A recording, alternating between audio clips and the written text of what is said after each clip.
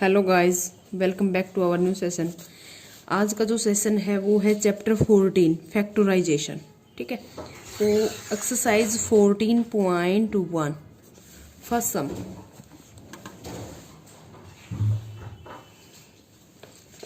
First सम है हमारा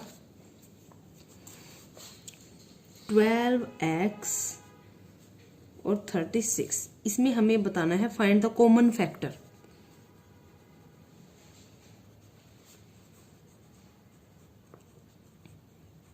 ठीक है, कॉमन फैक्टर हमें बताना है। अब देखो, एक टर्म हमारी 12x है और एक है 36। अब हमें इसमें ये बताना है कि भाई इसमें कॉमन क्या है। अब हमें दिखाई दे रहा है ये इसमें तो वेरिएबल भी है, इसमें वेरिएबल है नहीं, तो मीन्स वेरिएबल तो हमारा कॉमन होगा नहीं। अब हमारा क्या हो जाएगा, 12 इसमें है और 36 इसमें। 12 की टेबल में 36 भी आता है, मीन्स 12 भी कॉमन होगा। तो कॉमन फैक्टर इज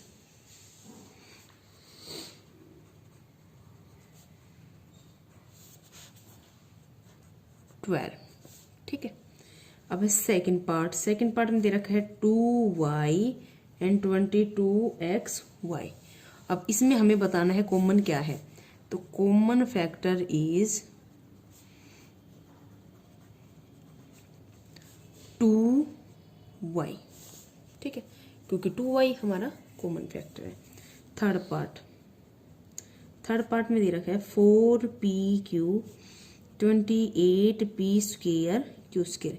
इसमें जो हमारा कॉमन फैक्टर होगा, कॉमन फैक्टर शॉर्ट फॉर्म में लिख रही हूं मैं। ठीक है, तो 14p और q ये हमारा कॉमन फैक्टर है। ठीक है, 2x 3x स्क्वेयर और 4, इन सब में कॉमन क्या है हमारा। अब देखो, इन सब में कॉमन क्या है, क्योंकि 2x इसमें है तो, लेकिन 3 हमारा क्या है, 2 की टेबल में 3 आता नहीं है, 4 आता है। लेकिन हमें तो ऑल ऑफ में से बताना है ना हमें कि भाई कॉमन क्या है। तो अब देखो, इसमें जो हमारा कॉमन होगा वो हो जाएगा 1। जब कुछ भी कॉमन ना हो मीन्स 1। ठीक है, तो हम 1 लिखेंगे।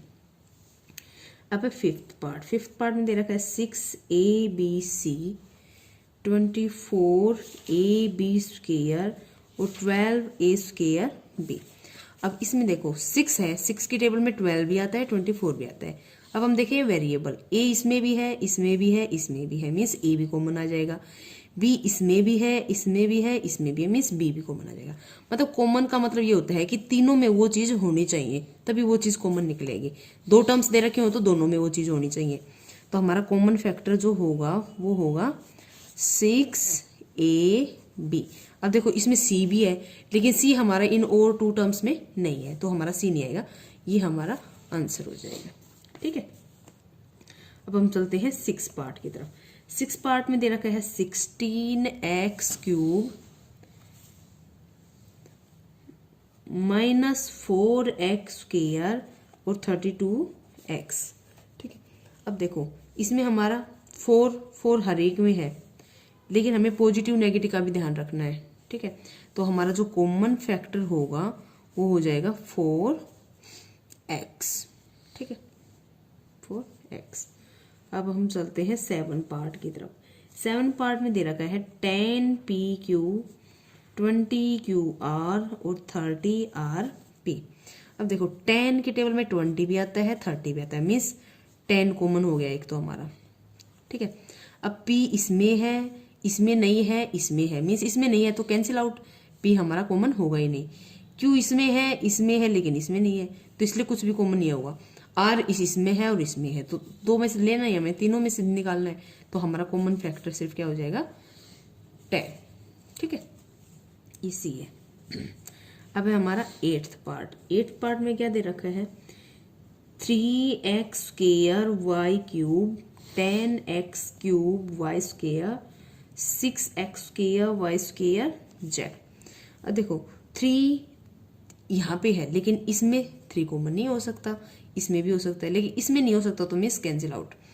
अब x देखेंगे, x की पावर सबसे कम क्या होती है वो देखते हैं हम। अब देखो x स्क्वेयर पावर कम में है, तो x स्क्वेयर इसमें भी है, इसमें भी है, इसमें भी है, तो मीन्स x स्क्वेयर एक तो आ गया हमारा x स्क्वेयर कॉमन। अब देखो दूसरा क्या है, इसमें y भी दे रखा है, y की पावर सबसे कम क्या है स्क्वायर में, मीन्स स्क्वायर इसमें भी है, इसमें भी है और इसमें भी है, तो मीन्स वाई स्क्वायर कॉमन आ गया। अब z देखो, z सिर्फ इसमें है और दो में नहीं है, तो मीन्स z भी कैंसिल आउट, z कॉमन हो नहीं सकता, तो आंसर होगा हमारा ये। ठीक है, तो फर्स्ट क्वेश्चन में हमारे 8 पार्ट थे, 8 के 8 कंप्लीट। अब हम चलते हैं सेकेंड पार्ट में। सेकेंड क्वेश्चन, ठीक है, सेकेंड क्वेश्चन में क्या दे रखा है, factorise the following expression. Factorise करना हमें, ठीक है। फर्स्ट पार्ट दे दिया 7x - 42। अब इसमें हमें फैक्टराइज करना है। अब फैक्टराइज कैसे करेंगे हम, फैक्टराइज करने के लिए सबसे आसान चीज है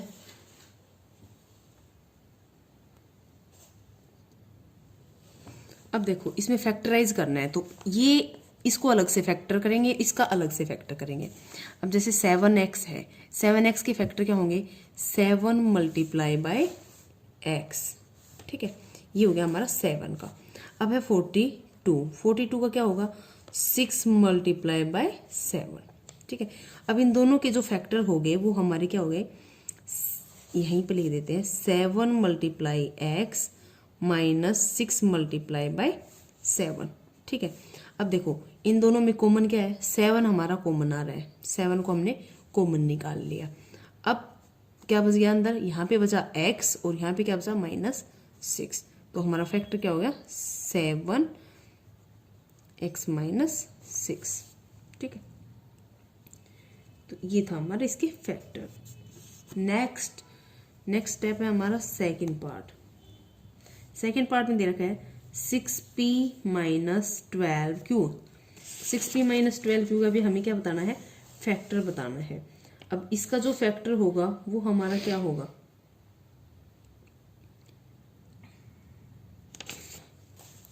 इसका अलग से करेंगे।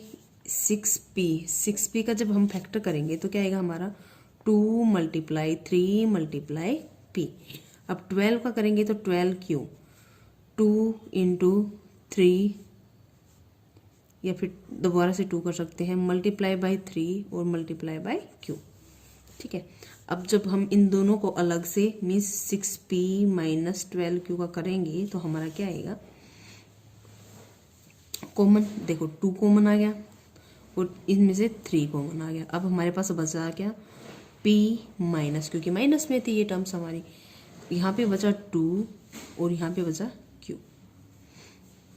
तो हमारा आंसर क्या है 6 × p - 2q, ठीक है। अब है हमारा थर्ड पार्ट। थर्ड पार्ट में क्या दे रखा है, 7a² + 14a।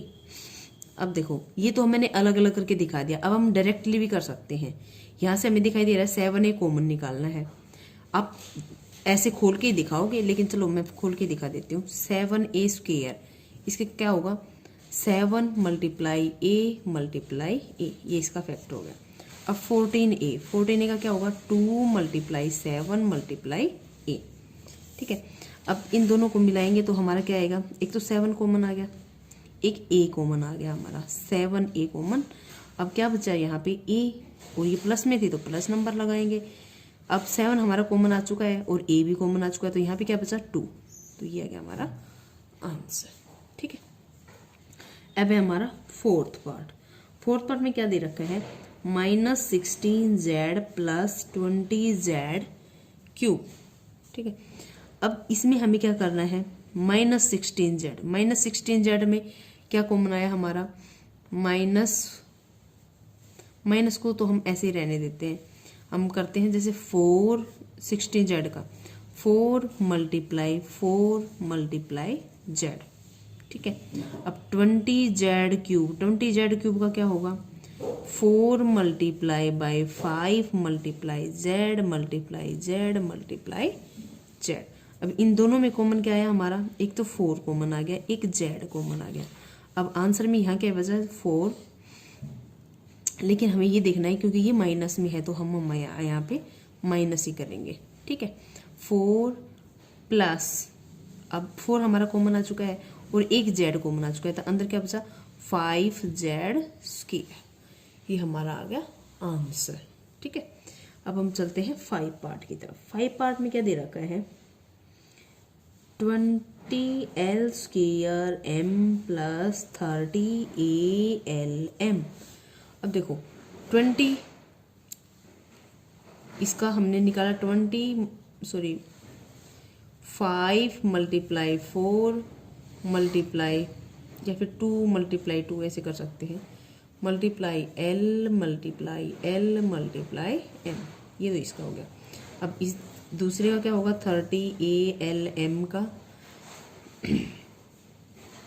2 multiply 3 multiply 5 multiply a multiply l multiply m। अब इन दोनों में देखो क्या कॉमन आ गया हमारा, एक तो 2, एक मल्टीप्लाई 5, ये कॉमन। अब l और m multiply l multiply m। अब हमारे पास यहाँ पे बचा क्या, ये दो चीज़ आ चुकी है, तो यहाँ पे बचा 2l प्लस यहाँ पे 3a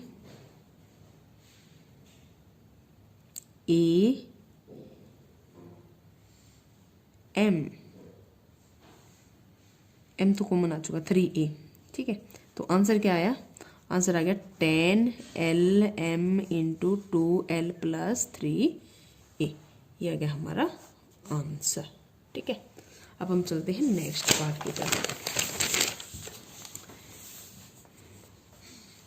अब है हमारा 6 पार्ट। 6 पार्ट में क्या दे रखा है, 6 पार्ट में दे रखा है 5x square y minus 15xy square. अब देखो इसमें क्या है कॉमन, इसमें सॉरी इसके पार्ट बना लेते हैं, 5 multiply x multiply x multiply y, और इसके अगर हम फैक्टर बनाते हैं तो ये क्या आएगा, 3 multiply 5 multiply x multiply y multiply y। अब इन दोनों में कॉमन क्या आएगा हमारा, एक तो आ गया 5 और एक आ गया x और एक आ गया y। अब यहाँ पे क्या बचा, 5xy कॉमन, तो एक x बचा, बीच में माइनस का निशान है। y हमारा कॉमन आ चुका है, x भी आ गया है y भी आ गया है, तो बचा क्या 3y। आंसर क्या होगा हमारा 5xy into x minus 3y, ठीक है। अब है 7 पार्ट। 7 पार्ट में क्या दे रखा है, 10a square minus 15b square plus 20c square. अब देखो 3 पार्ट्स हैं इसमें, 3 पार्ट्स है तो तीनों का देखेंगे हम, 2 multiply 5 multiply a multiply a, ये हो गया इसका। अब इसका क्या होगा, 3 multiply 5 multiply b multiply b, और इसका क्या होगा 2 multiply 2 multiply 5 multiply c multiply c। अब देखो वेरिएबल तो सब में डिफरेंट डिफरेंस है, तो कॉमन आने का मतलब ही पैदा नहीं होता। अब हम क्या करेंगे, जैसे कि 2 इसमें है इसमें नहीं है, तो 2 भी नहीं आएगा कॉमन। 5 इसमें भी है इसमें भी है इसमें भी है, तो 5 आ गया हमारा कॉमन। अब यहाँ पे क्या बचा, यहाँ पे बचा 2a स्क्वायर, माइनस का निशान है तो माइनस का निशान यूज करेंगे। यहाँ पे क्या बचा 3b स्क्वायर, और यहाँ पे क्या बचा, क्योंकि 5 कॉमन आया तो यहाँ पे बचा plus 4c square. This one is your answer, okay. Next चलते हैं 8th पार्ट की तरफ। 8th पार्ट में क्या दे रखा है, minus 4a square plus 4ab minus 4ca।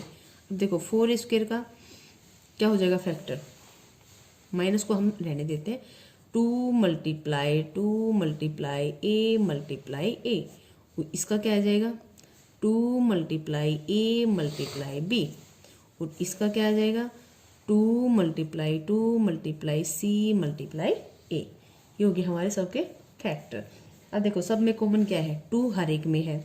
अब a भी सब में है, लेकिन b भी सब में नहीं है और c भी सब में नहीं है, तो कॉमन क्या आया 2a, ठीक है। अब यहाँ पे देखो 2 और a कॉमन आ चुका, तो बचा क्या 2a माइनस का, ठीक है, क्योंकि माइनस की टर्म्स थे, प्लस 2a कॉमन आ चुका तो क्या बचा b, सॉरी b नहीं 2 मल्टीप्लाई 2 था तो 2b बचेगा।